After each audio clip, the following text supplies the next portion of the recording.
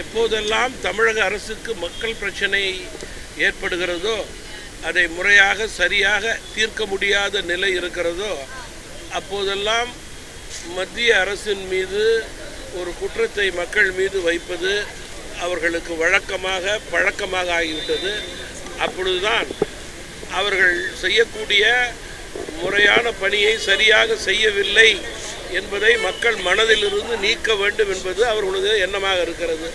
தற்போது மத்திய அரசுடைய நிதியை பற்றி பேசுவதற்கு காரணம், தமிழகத்திலே கோடை வெயில் காரணமாக தண்ணீர் பற்றாக்குறை துவங்கி இருக்கிறது.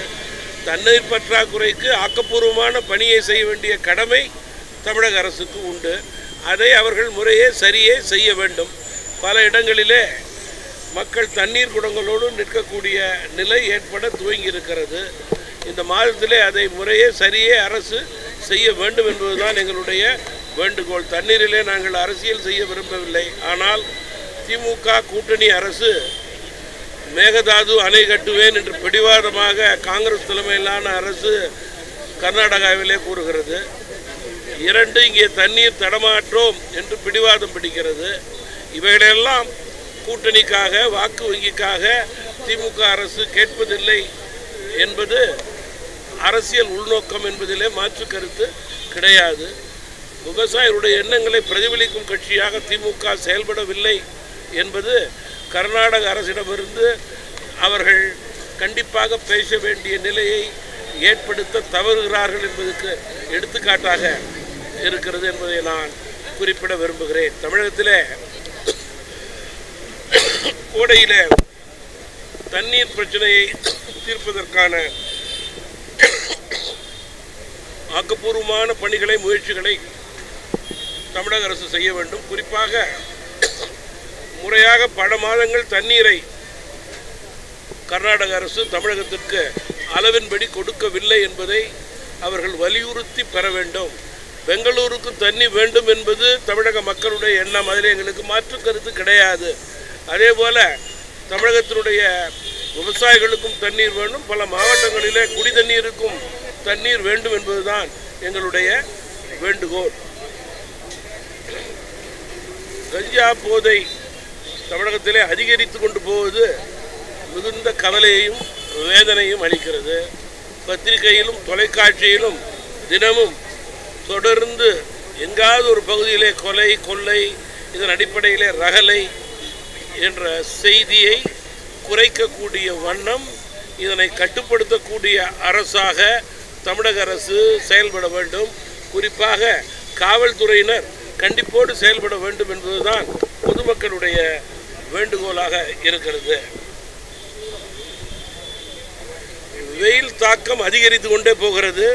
2 பேர் இன்றைக்கு வெயில் தாக்கத்தின் அடிப்படையிலே உயிரிழந்ததாக தொலைக்காட்சியில் செய்தி வந்திருக்கிறது. அரசு இதனை கட்டுப்படுத்தக்கூடிய விழிப்புணர்வு முயற்சிகளை ஏற்படுத்த வேண்டும் எல்லா மாவட்டங்களிலும். குறிப்பாக வயதானவர்கள் வெயில் தாக்கத்தின் போது வெளியில் செல்வதை தவிர்க்க வேண்டும் என்பதுதான் எங்களுடைய வேண்டுகோளாக இருக்கிறது. கனிம வள கொள்ளைகள் தொடர்ந்து கொண்டே போகிறது. இதற்கு முற்றுப்புள்ளி வைக்க வேண்டியது அரசினுடைய கடமையாக இருக்கிறது. குறிப்பாக கொங்கு மண்டலத்திலே இதனுடைய தொடர்ச்சி முடிவில்லாமல் இருக்கிறது என்பதை நான் குறிப்பிட விரும்புகிறேன்.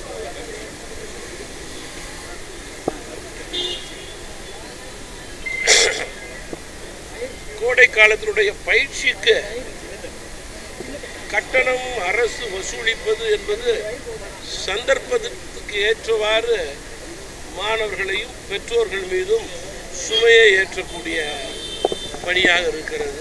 ஏற்கனவே தமிழக அரசு மக்கள் மீது ஏற்றிய சுமை போதாது என்று வெயிலிலே வாடிக்கொண்டிருக்கின்ற மக்கள் மீது கட்டண சுமையை ஏற்றுவது ஏற்புடையதல்ல. உடனடியாக பெற்றோர்களும் மாணவர்களும் அரசு இதை வாபஸ் பெற வேண்டும் என்ற அறிவிப்பை எதிர்பார்த்து கொண்டிருக்கிறார்கள் என்பதை நான் குறிப்பிட விரும்புகிறேன். இன்றைக்கு தமிழ் மாநில காங்கிரஸ் கட்சியின் சார்பில் சென்ட்ரல் சென்னை மத்திய மாவட்டத்தில் ராயப்பேட்டை பகுதியில் ஏழை எளிய நடுத்தர மக்களுக்கு தண்ணீர் மோர் பந்தல் வைத்து கொடுக்கப்பட்டது. இதுபோல் எல்லா மாவட்டங்களிலும் ஒவ்வொரு பகுதியிலும் மாவட்ட தலைவர்கள் செய்து மக்களுடைய வெயிலை போக்க வேண்டும், தாகத்தை போக்க வேண்டும் என்று நான் கேட்டுக்கொள்ள விரும்புகிறேன். இன்றைக்கு சென்னை மத்திய பகுதியிலே ராயப்பேட்டையில் நடந்த இந்த நிகழ்விலே நூற்றுக்கணக்கானோர் தண்ணீர், மோர், அதே போல் பழங்களை பெற்றுக்கொண்டு வெயில் தாக்கத்திலிருந்து தாக்கக்கூடிய ஒரு நிலையை கட்சி ஏற்படுத்தியது. இது ஒரு எடுத்துக்காட்டாக விழிப்புணர்வாக எல்லா மாவட்டங்களுக்கும் இருக்க வேண்டும்.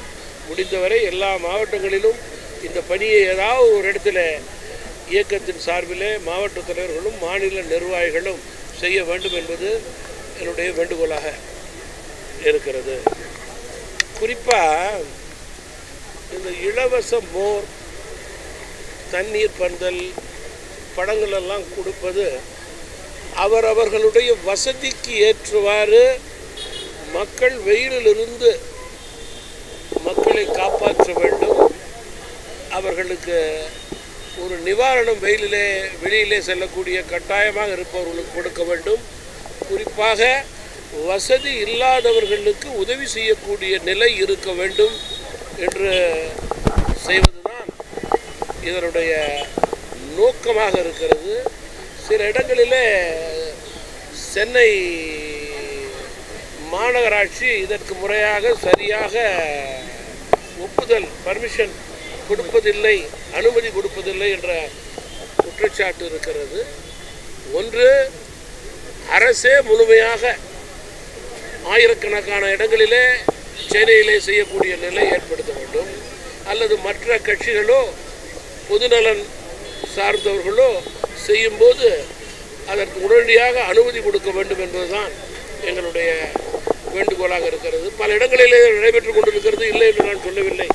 ஒரு சில இடங்களிலே அனுமதி கொடுக்காதது இனிமேல் அது போன்ற நிலை இருக்கக்கூடாது என்று நான் கேட்டுக்கொள்ள விரும்புகிறேன்.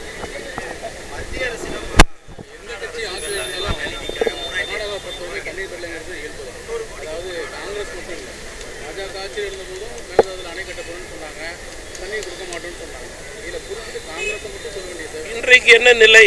இன்றைக்கு யார் ஆட்சியாளர்கள்? யாரை நம்பி மக்கள் ஓட்டு போட்டிருக்கிறார்கள்?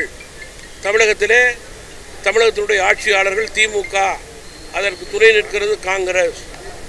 கர்நாடகத்திலே காங்கிரஸ் தலைமையிலான ஆட்சிக்கே பாஜகவை மாற்றி வாக்களித்திருக்கிறார்கள். எனவே அவர்களை கேள்வி கேட்பது நியாயம்.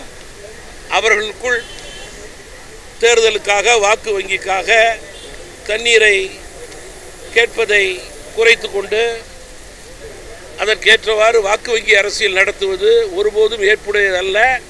சாதாரண மக்கள் கேள்வி கேட்பது நியாயமே. யார் ஆட்சியில் இருக்கிறார்களோ அவர்கள்தான் பொறுப்பு.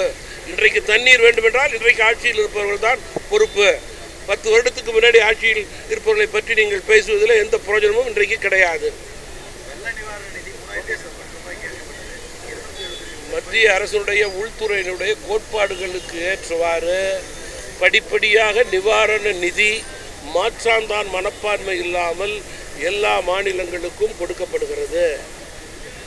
தமிழகத்திலே திமுக ஆட்சி, கர்நாடகத்திலே தேசிய ரீதியாக பாஜகவை எதிர்க்கின்ற காங்கிரஸ் கட்சியினுடைய ஆட்சி.